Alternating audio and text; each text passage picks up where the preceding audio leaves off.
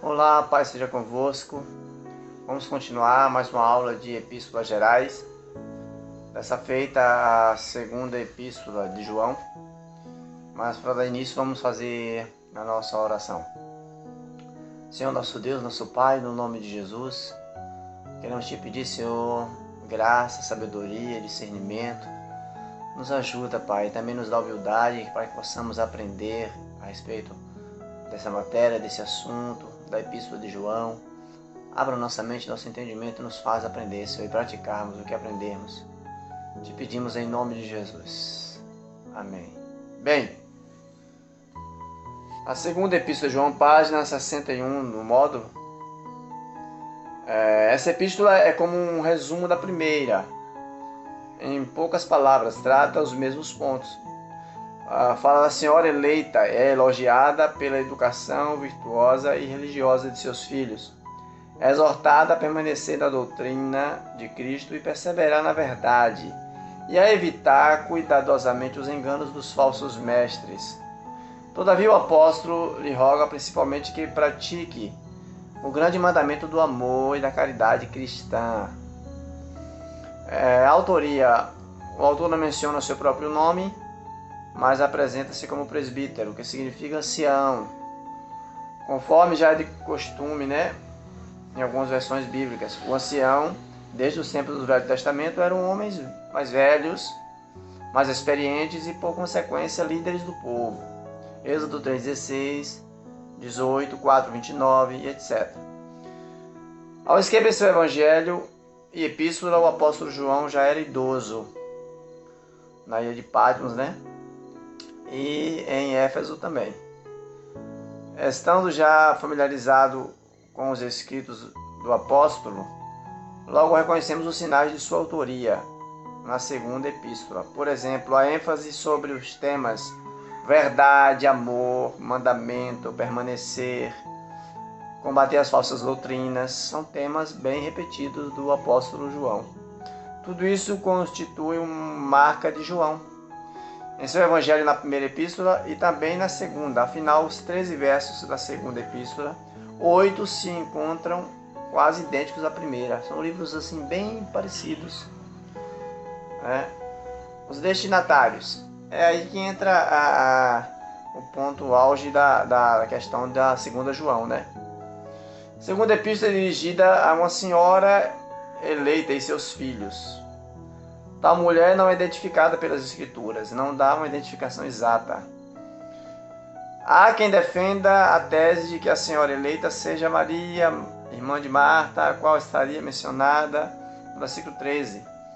Há quem tome o termo senhora em grego cúria, considerando como nome próprio. Outra hipótese sugere que João estivesse chamando a senhora eleita a uma igreja específica ou uma igreja em geral, personificando a igreja, e os membros seriam os filhos. Nada disso se comprova. Seguindo as regras mais rigorosas de interpretação, não podemos afirmar qual tem sido essa mulher. Estudando, olhando bem,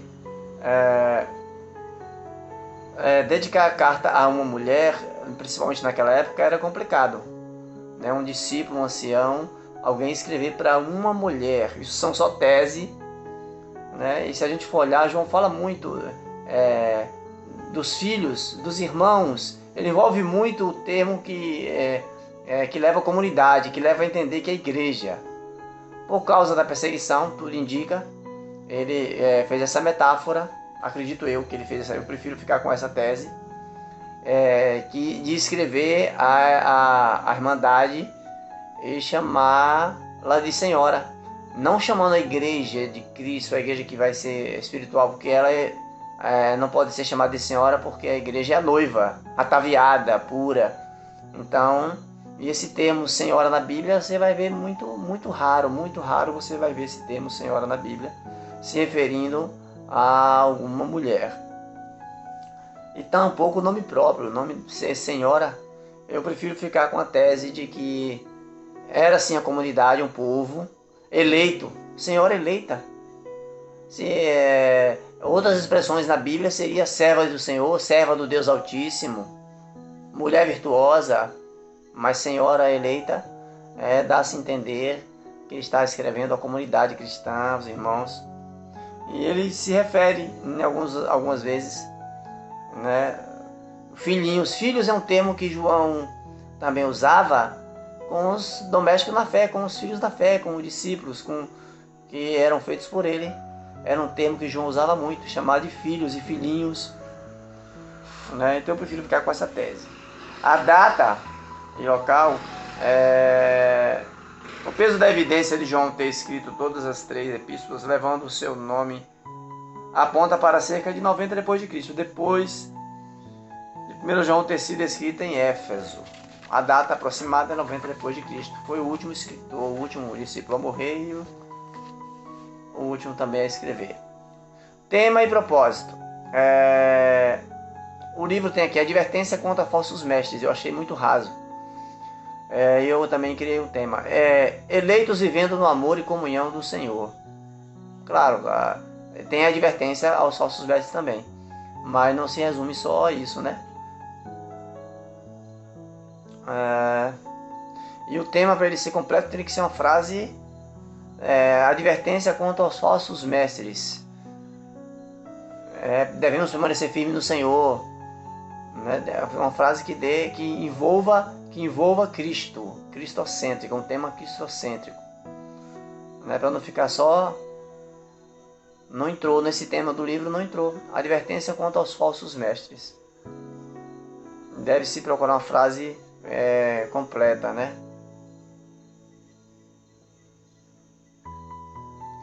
O tema que eu criei: eleitos vivendo no amor e comunhão no Senhor, cuidado com os falsos mestres. Ficou perfeito, ficou muito bom. Eu leio eleitos ou igreja, né? Aqui no meu coube o termo Senhor, né? Igreja vivendo no amor e comunhão de Cristo, cuidado quanto aos falsos mestres. Ou tenham cuidado com os falsos mestres, continuem, vivam no amor e comunhão no Senhor. A mensagem central: os cristãos devem andar na verdade e no amor de Cristo e recusar a companhia de falsos mestres. Na verdade, a mensagem central cai legal como tema. Os cristãos devem andar na verdade, no amor de Cristo e recusar a companhia de falsos mestres. Ficou show esse, do livro mesmo. Temas importantes e suas aplicações à igreja atual. Um dos temas que João fala muito: a verdade. A verdade de que João fala, a do alto, a verdade de que João fala é a do alto. A verdade como se encontra em Jesus Cristo. O cristão deve andar na verdade e não apenas admirá-la. A verdade e o amor são inseparáveis. A palavra de Deus é a verdade, né, Jesus? A palavra é a verdade. Temos que andar com a palavra, andar na palavra, andar com a verdade. O amor e a verdade são inseparáveis. Estar com Cristo, andar com Cristo. Jesus disse: eu sou o caminho, sou a verdade e sou a vida. Tem que andar em Cristo, tem que ter a verdade. Um outro tema importante: o amor fraternal. João fala da necessidade de que os cristãos andem em amor uns para com os outros. O que este amor consiste em obedecer aos mandamentos do Pai. Está falando temas importantes, mas está dando só ênfase ao assunto. A primeira foi verdade, agora amor fraterno. Porque só o amor fraterno não é um tema, é só uma pequena frase. O tema deve ser uma frase completa. A verdade também não é um tema, é só uma palavra. A verdade é só uma palavra. O outro é advertência contra os falsos mestres, já caracteriza um tema, uma frase mais completa. João adverte que todo aquele que ultrapassa e não permanece na doutrina de Cristo não tem Deus e não deve ser recebido pelos cristãos, pois em realidade são falsos mestres. Esse ultrapassa aqui é que quer ser maior, é que quer ser melhor, né? São os tais, os crentões. Continuando, na página 62, o tópico 3, a principal contribuição dessa epístola à teologia cristã. Eu discordo daqui do módulo. Tudo bem que João sempre fala da divindade de Cristo, da encarnação de Cristo, né? Lá no livro de João, o verbo se fez carne, mas aqui nessa epístola especificamente ele não trata desse assunto. Ele fala muito da verdade. A palavra verdade aparece 4 vezes e o conceito verdade aparece mais 2, que é seguir mandamentos, ser obediente, né? Então vai dar um total de conceitos sobre verdade, 6, 7 conceitos sobre verdade. Então eu acredito que a contribuição dessa epístola à teologia cristã é João esclarecendo a respeito da verdade, falando da verdade que é Cristo, o testemunho de Cristo, Cristo a verdade. Né? O livro colocou a principal contribuição os termos teológicos e a afirmação da doutrina da encarnação e divindade de Cristo. Eu acho que eles se equivocaram. E ele fala do amor fraterno, dos falsos mestres, e o termo verdade é o mais repetido nesse livro. Número 4. Esboço geral. No esboço geral, no quadro, no versículo 1 ao 3, o apóstolo saúda a senhora eleita e seus filhos. Vou até completar, a quem eu amo. Ele fala do amor, se expressa. Elogia também. No versículo 4 ao 6, ele expressa seu gozo pela fé e amor deles. Né? E é aí que ele lança os elogios. No versículo 7 ao 11, ele os adverte contra os enganadores, contra os falsos mestres. E no versículo 12 ao 13, ele termina com um sentimento de afeição, de saudade. É muito bonito o que ele fala. Ele fala, eu queria falar a vocês, mas eu não quero falar com pena e tinta, que eles usavam a pena para escrever, né? Eu quero ver face a face, eu quero poder... Em outras palavras, João está abrindo o coração, dizendo, eu quero poder abraçar vocês, eu quero poder ver vocês perto de mim, eu quero poder sentir o calor de vocês, né? Vamos continuar aqui no esboço. No versículo 1 ao 3, primeiro ponto, a religião torna os cumpridos em verdadeiras expressões de respeito e amor. Um discípulo ancião é honrável. Um apóstolo e líder ancião dos discípulos é o mais ainda. A carta é para uma nobre senhora cristã e seus filhos. Bom é que o evangelho seja entre eles. Algumas pessoas nobres recebem um chamado. As famílias devem ser animadas e dirigidas em seu amor e deveres domésticos. Os que amam a verdade e a piedade em si mesmo devem amá-la no próximo. Os cristãos amavam a esta senhora, não por sua categoria, senão por sua santidade. Onde estiver de verdade a religião, permanecerá para sempre. Vamos pular para o outro. O versículo 4, 6. Bom é ter sido ensinado precocemente na religião. As crianças poder ser amadas por amor de seus pais. Deu grande gozo ao apóstolo ver os meninos andando nas pegadas de seus pais, provavelmente a sua vez apoiando o evangelho. O próximo, na página 63, do verso 7 ao 11, descreve-se o enganador e o seu engano. Ele traz erro acerca da pessoa e ofício do Senhor Jesus. Tal é o enganador e o anticristo. Engana as almas e sabota a glória e o reino do Senhor Jesus. Não pensemos que é estranho que agora haja enganadores e opositores do nome da dignidade do Senhor Jesus Cristo, porque os houve nos tempos dos apóstolos. Falsos mestres, falsos profetas, desde os tempos dos apóstolos que existem, né?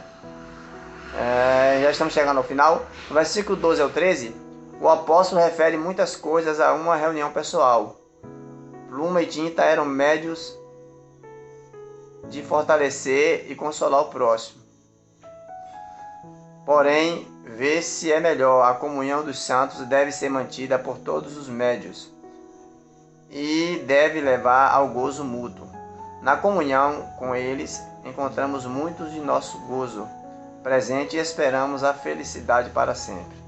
Eram os meios, né? Era carta, era escrita, mas a comunhão nos traz gozo, nos traz alegria, nos traz felicidade. E a gente sabe que lá no glória, lá no céu, vai ser para sempre, né? A comunhão, a alegria, a felicidade será para sempre. Estamos chegando ao final.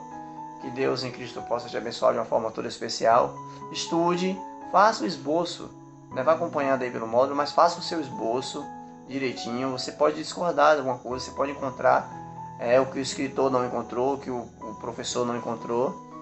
E se você achar algo interessante, divide conosco. Dá lá um feedback lá no zap, um ok. Me ajude aí com a chamada. Deus abençoe. Fique na paz.